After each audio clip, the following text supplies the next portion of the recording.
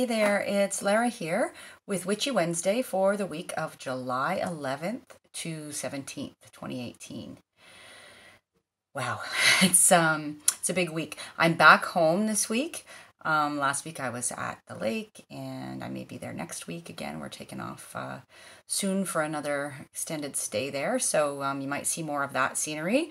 I love to do the videos outside here too, but it's a little more noisy with traffic and kids off school. So they're coming and going and that kind of thing. So that I don't get constant interruptions, I keep it to my office here at home generally, unless nobody else is around. But I just want to say that a couple of things. First of all, thanks so much on the feedback from last week's video. I really appreciate that. You know, I had lots of messages. I had some comments on the video and then messages from people as well through Facebook and Instagram. And I'm hearing from a lot of people that what I'm saying is resonating, and I do really appreciate knowing that, and I'm so glad to hear it, because ultimately why I started to do this in the first place was, first of all, because it really feeds my own soul. It's something that I really enjoy doing, but also because I just really want people to know that, you're not alone in your struggles and in your experiences and how you're feeling and the highs, the lows, all of it, right? Sometimes we feel very isolated. And this is a way of me sharing that,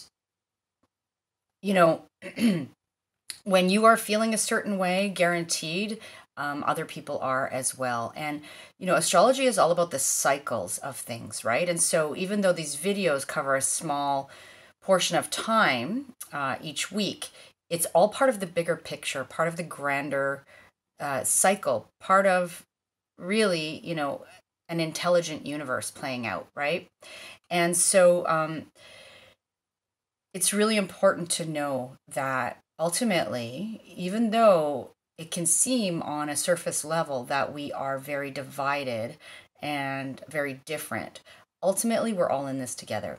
It's just that some of us have an easier time understanding that than others. And we're all at different points on the continuum, and that's okay. So anyway, that's, I just, so much gratitude for those of you who do take the time to comment and message me and that kind of thing. And there seems to be a bit of a flourish of interest in readings right now, which is awesome. I love it. I think a lot of people are feeling the need for some guidance and for some,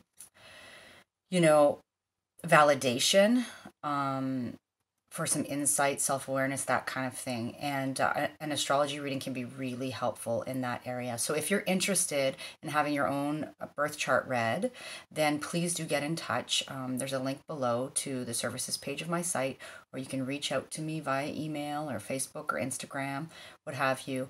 And I will give you the information that you need, okay? So thank you. All right, enough of all of that.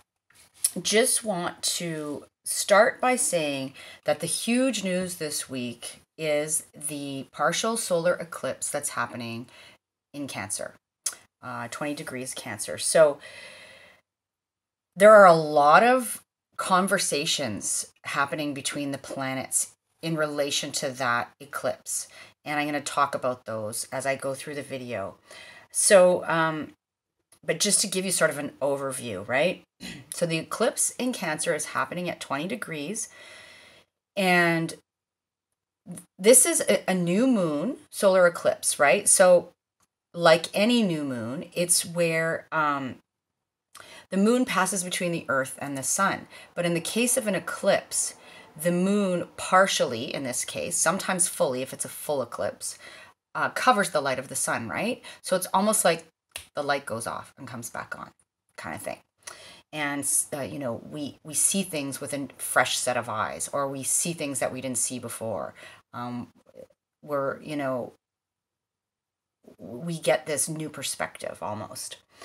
And so this eclipse is happening near the North Node in Leo. And so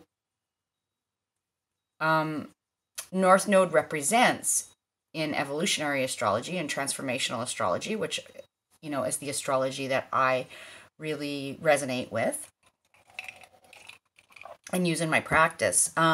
So this is like the North Node is our destiny in a sense, right? It's what we are, what our soul is striving for in this incarnation, right? In this lifetime.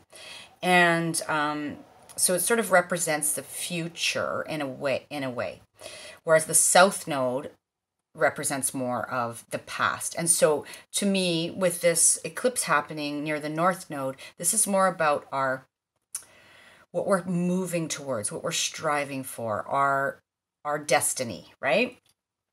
It is also happening directly opposite Pluto, which is retrograde in Capricorn. So Pluto is at 20 degrees of Capricorn right now, which is directly across the sky from the sun and the moon, which are in Cancer at 20 degrees.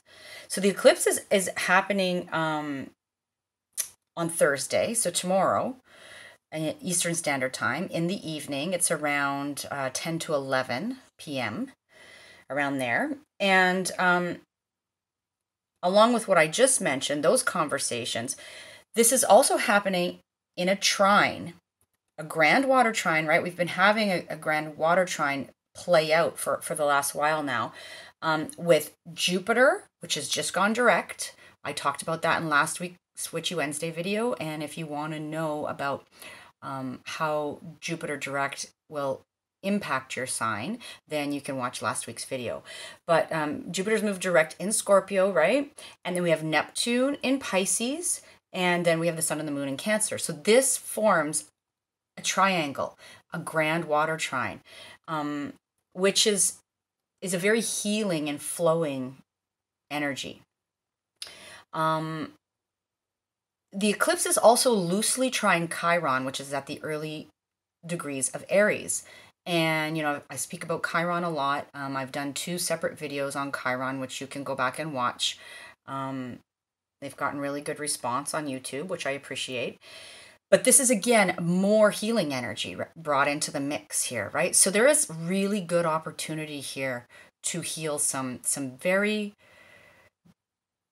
long-standing, deep, profound wounding in our personal lives and in the collective. And so lastly, this eclipse is making a square, Uranus to Uranus and Taurus. So a square is a conversation of tension. It's like a dynamic conversation.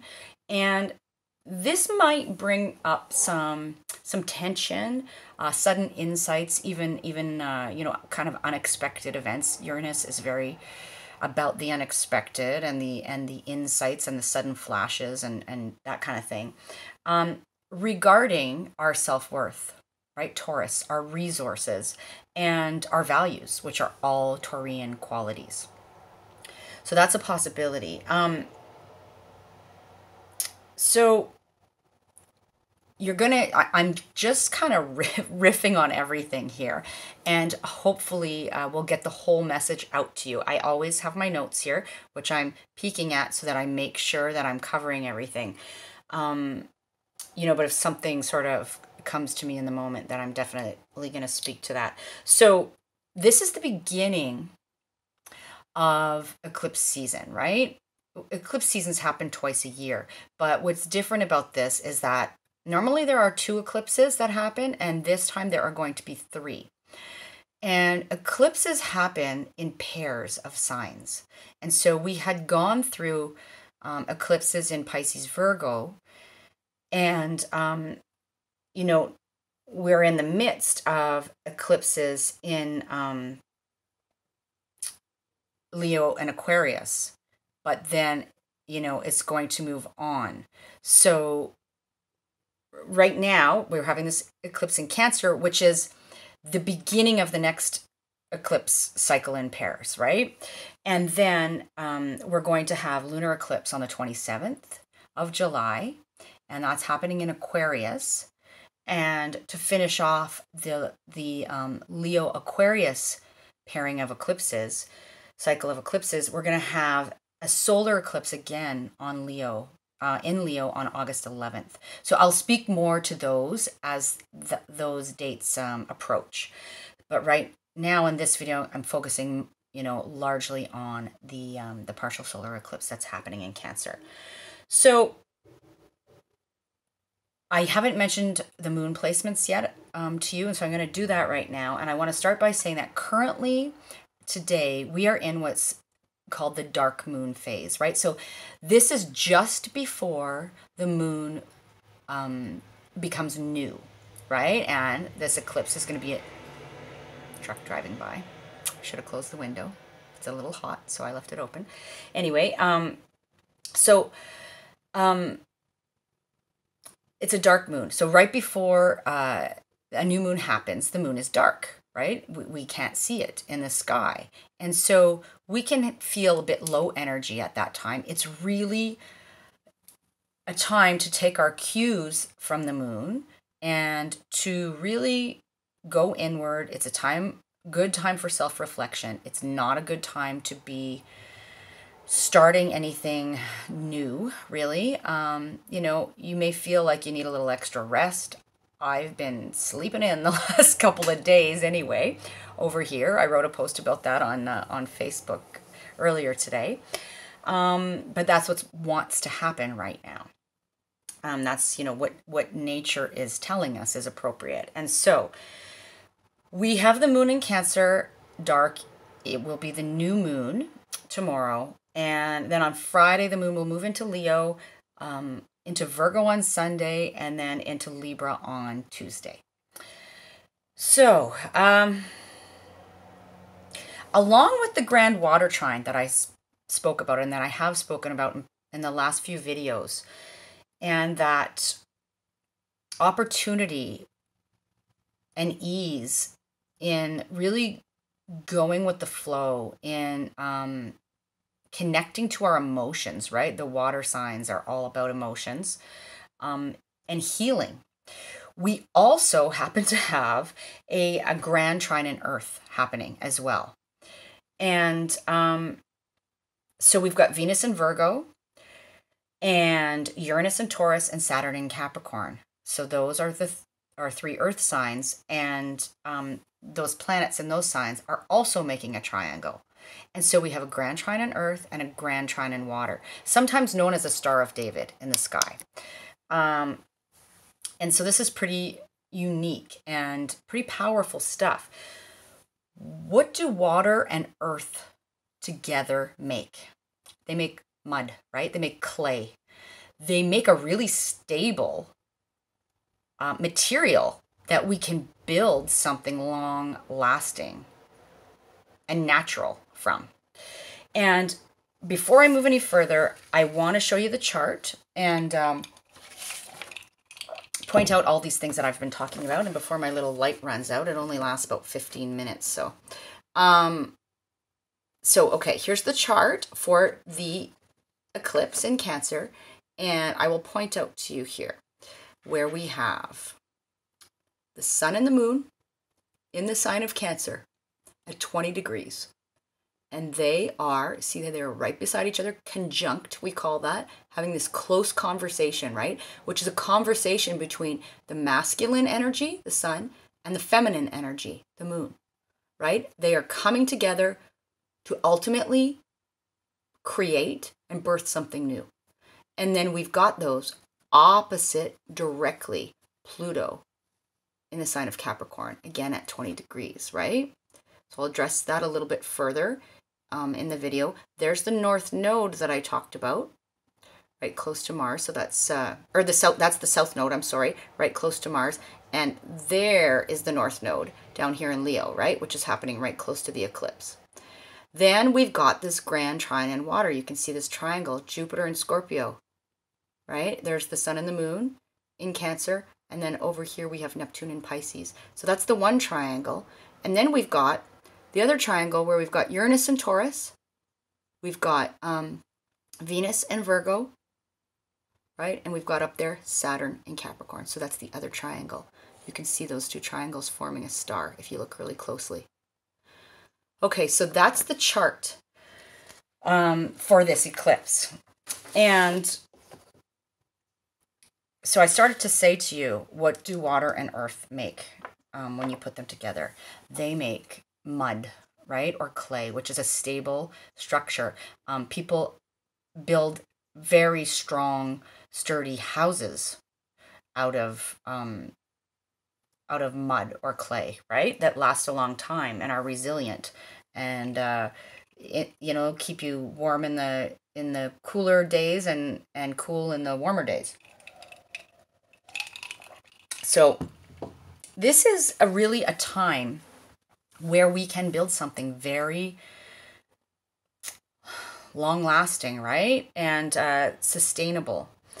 And the thing is to keep in mind that opposition, right, is when two things are opposite each other in the sky. So Pluto is opposite the eclipse, and it requires some balancing between these 2 points. And so it requires taking both things into consideration and not going too far one way or the other, right? And so it's really a time. Pluto is known as the Lord of the underworld, right? Pluto is about going to the depths, about looking in the places where nobody really wants to look. It's about going there so you can churn that up and transmute it and transform it. Pluto is about issues of power and powerlessness, power and control. It's about our reliance on each other, on some level as well, right? Our intimate connections with each other, and about what's hidden, that kind of thing. And so this may be a time when lots of fears come up for us. And wow, no surprise there if you take a look at what's going on in the world. It's a scary time, really. I'm hearing people say this all over the place, right? The key is to not let your fear get the better of you. But to be willing to face the fears, not turn your head away, not bury your head in the sand, not be escapist. It's a time to face what can be uncomfortable, right? And what can scare us a little. So really that's an important piece of this puzzle here. There is an opportunity for powerful transformation with Pluto. And again, with these trines happening. But we have to be willing to face the boogeyman kind of thing, right? And so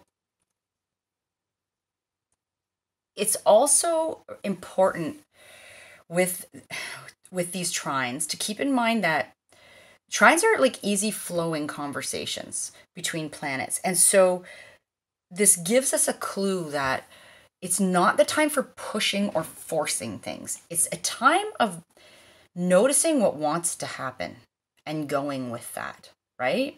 Not pushing against what doesn't ultimately feel right. Water signs, right? The emotions, the feelings. So what wants to be expressed at this time? What wants to happen?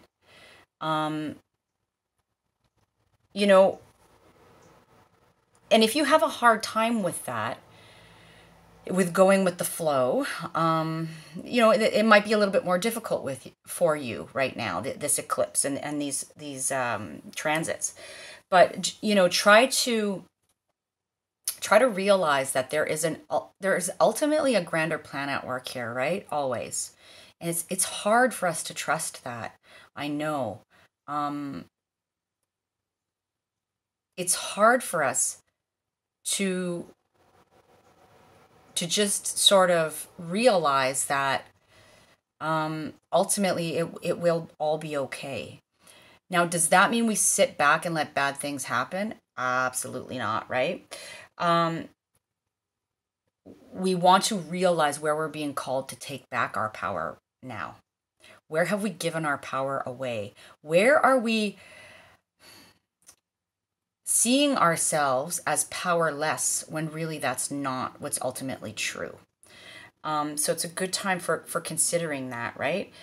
We're in this place of we really need to feel amidst all the craziness and the scary stuff that's going on. We need to feel safe right now. This eclipse is happening in Cancer, the sign of the home, the sign of our roots and our tribe and our family and our ancestry. And we need to feel that nurturing sense of being cared for, and that can be hard to find right now. And so ultimately we have to create that for ourselves, right? And for each other. And so we have to really care for ourselves right now. We have to pay attention to our needs, and we have to be our own mothers, and we have to be the mothers for those who can't be that for themselves. Cancer is it's thought to be a very soft sign, right? It is the sign of the mother and nurturing, like I said. However, if you think about the crab, which symbolizes Cancer, right? Crabs have the ability to fight back if they're threatened, right? So, on some level, we're being called to be the mama bear right now, right? And to not allow ourselves to be bullied and threatened, and to care for our children. You can see examples of that happening, right? With the boys who were rescued from the cave, and then on the flip side of that, these kids who are still being separated and detained from their parents. So those are two sides of the same coin here when we're talking about these energies of the eclipse in Cancer and Capricorn. So be that mama bear, be that protective Cancerian nurturer. Don't be afraid, right? That Pluto in Capricorn is going to try to make you feel like you don't have what it takes, potentially, like it's just all too scary and you can't face it. But just know that you have what it takes, right? We all do, collectively. And so what else do I want to say here about that? I want you to think about these things on a collective level, but also individually, about these themes in your own life, and where you may be struggling with these issues of power and control, and where you need to feel a sense of security and home and nurturing, and where that there is a potential imbalance there. You know, do you feel more powerful than you should? Are you exerting your power more than you should? Or is it the opposite of that for you? Right? And I really want to, what wants to happen right now ultimately is the love and the nurturing, right? And the transformation through that. And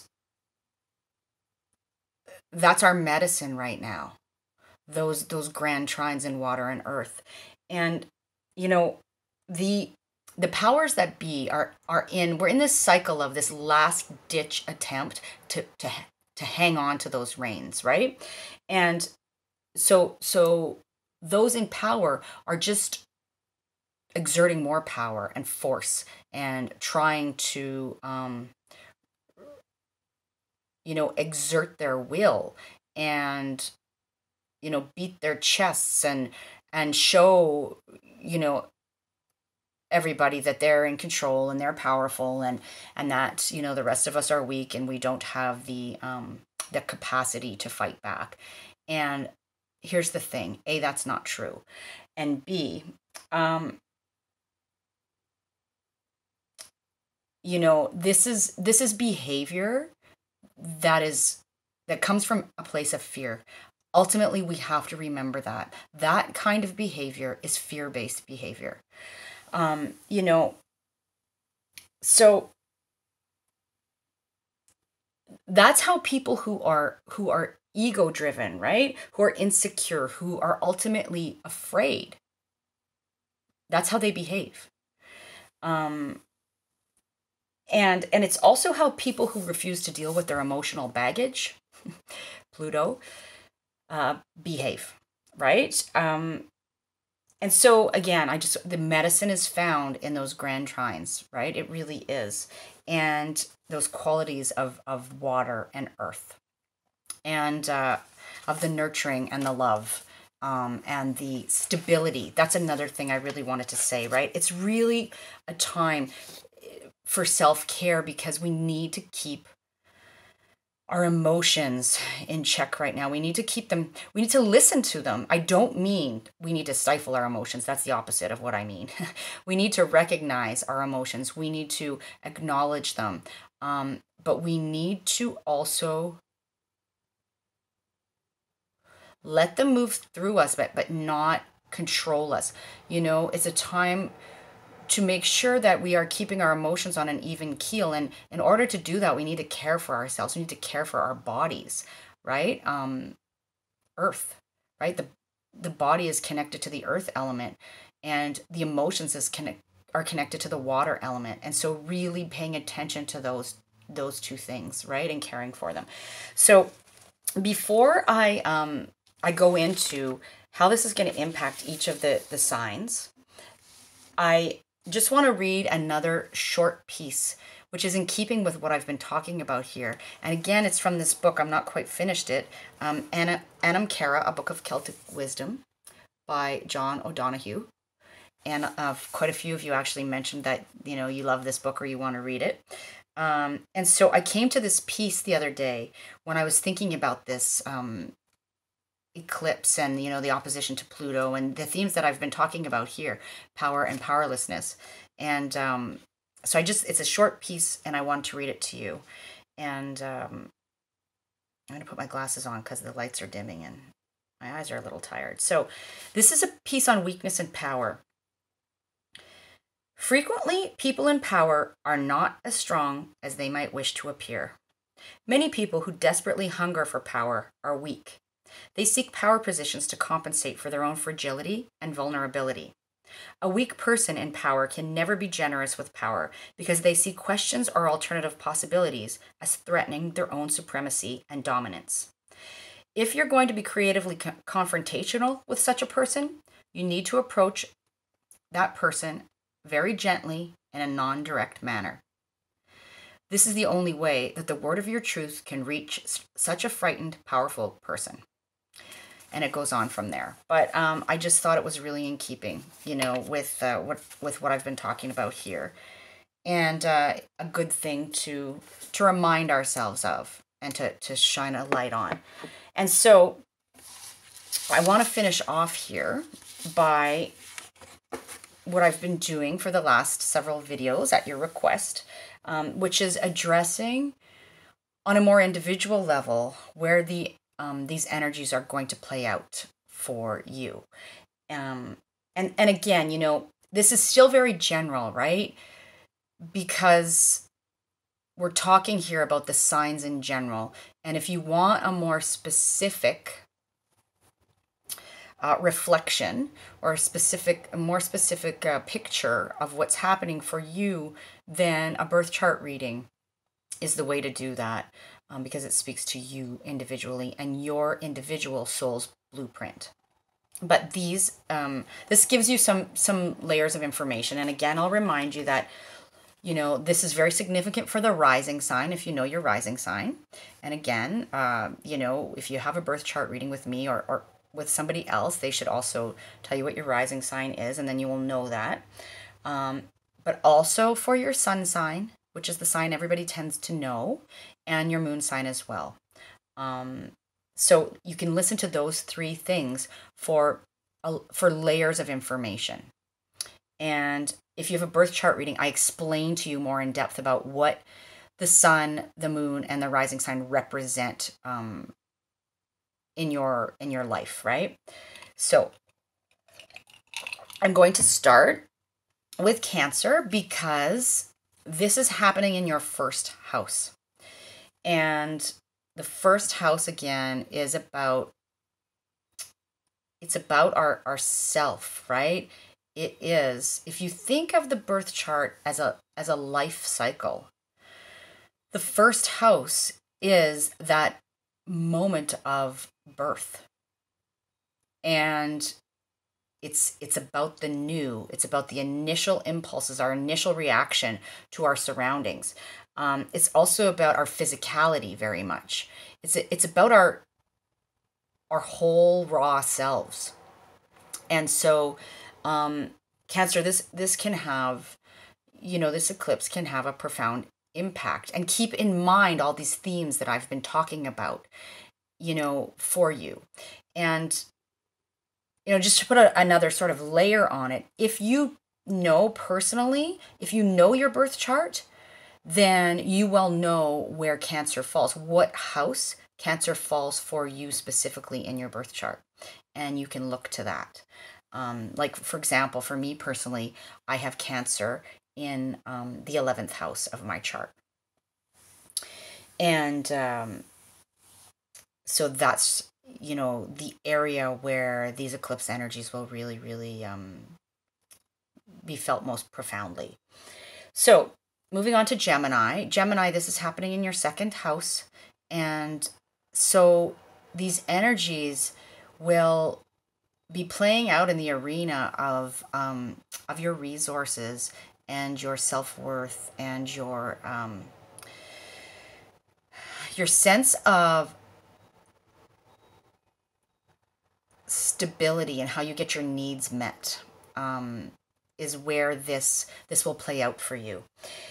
Taurus, this is happening in your third house of your more immediate environment, really, of your neighborhood, your community, and any communications that happen, and relationships with siblings and that kind of level of family, right? And so these eclipse energies will be playing out in that arena for you. For Aries, this is in your fourth house. So, you may see some changes, some aha moments, some insights, some awarenesses. You may feel these eclipse energies in the area of life that have to do with your foundations. The fourth house is the home of Cancer, right? So your foundations, your roots, your ancestry, your connection to the mother energy in some way, nurturing and really home life, right? So that's for Aries. And then for Pisces, this is happening in the area of your life that has to do with your creative output, anything you create, really, and that includes children. It also has to do with your relationship to children, or like any children that you are connected to. This has to do with that. It has to do with with the pleasures in life, right? And the romance and the fun things and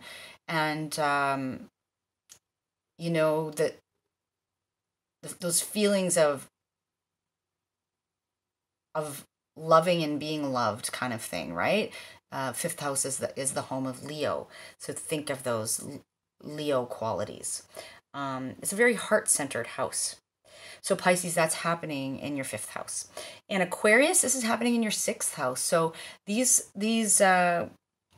eclipse energies are having an impact on your daily routine and your health and wellness routines, anything connected to that, about how you are in service to others on the daily basis. And so you may have some changes and some insights and that kind of thing. Feel these eclipse energies and these energies of power and control with this opposition to Pluto, right? That kind of thing happening in this area of life for you.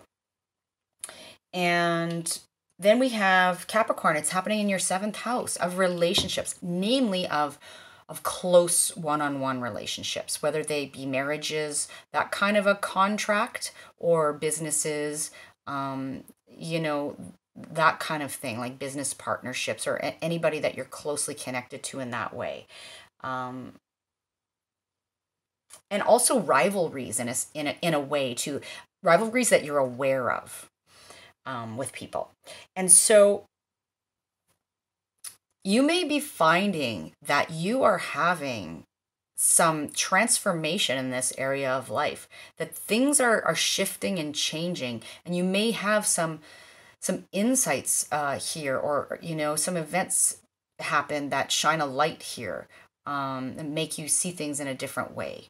And so that's for you, Cap, in your 7th house. And for Sagittarius, it's happening in your 8th house, which is the house that is home to Pluto, right? And Scorpio. Home to Scorpio, and Pluto rules the 8th house. And so the 8th house it's about our intimate connections and our reliance on other people, and how we merge with others to really have our deepest needs met, right? And we can do that in sort of healthy ways, or we can do that in dysfunctional ways. It's also about those hidden things, hidden information, or things that are buried deep in the psyche, right? About deep psychological transformation and transmutation, and about issues of power and control. And so Sagittarius, these are the themes that will be really brought to the forefront in terms of the eclipse energies for you. And then Scorpio in your 9th house, this is happening. So, there may be changes happening in terms of your philosophy, or your belief system, or your connections to foreign cultures and foreign lands and long distances, and learning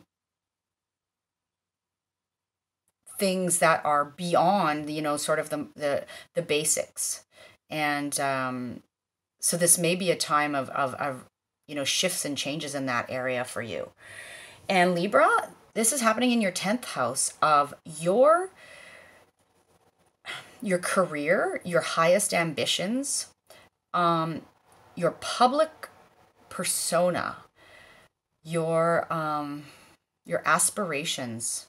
It's a very public house, the 10th house, and it's ruled by Saturn, and it's the home house of Capricorn. And so Libra, this is happening. These eclipse energies are playing out in this area of life for you, and this is where you may feel these awarenesses and changes and that kind of thing, and transformation happening. For Virgo, this is happening in your 11th house of your long-term vision, and your your hopes and dreams, and your connection to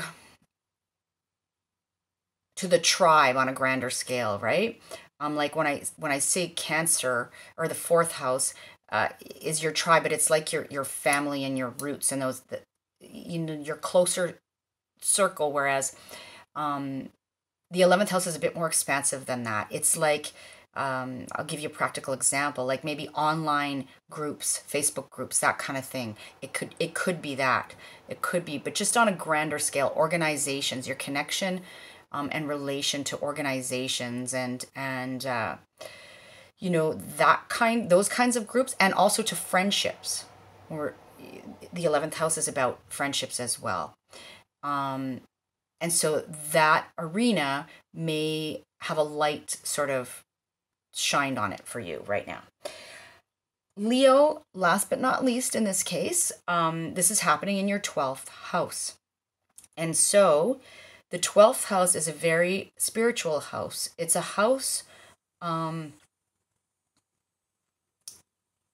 not a lot of people sort of see outwardly. It's much more internal when we have things in the 12th house or that happen in the 12th house. And so there may be this inner transformation or this inner eclipsing of something, right? Think again about the light turning off and then back on again when we're talking about a solar eclipse. And so, you know, this is also kind of about where we can sabotage ourselves. And maybe for you, this could be like an awareness of where you have been doing that you may not have been consciously aware of, or a light being shone on, you know, how you can be your own worst enemy in some cases, right? And so there can be some powerful awarenesses and transformation happening in that arena for you. And so this has been a long video. I think one of the longest ones I've ever done outside of the sort of more specialty videos. And I hope that's okay with you, because it's a powerful time, right? You're going to hear me say that throughout the summer. Really take care of yourselves and each other. You know, as scary as things are right now, and there are some people in deep, deep pain, and it's hard as a sensitive soul to witness that. But that's what we need to do. We need to bear witness to it. We need to not let it go unnoticed. We need to be the mama bear. We need to, you know, care for ourselves though as well, right? It is not the time to be a martyr. Not the time for that. And trust that if we all do our part, right? And a big part of doing your part is the self-work. We have to do that. We have to do that. That's where it all begins. When you do the work on yourself, you can get to a place of, like, there's always work to do, right? I say that all the time. But you can get to this place of calmness and trust, you know, and faith and inner alignment and power. And then you have the capacity to bear witness to these things and to support others and hold space for others who may not be in that same place as you are. So with that, I will bid you adieu until next week. And thank you so much for your support and for being here.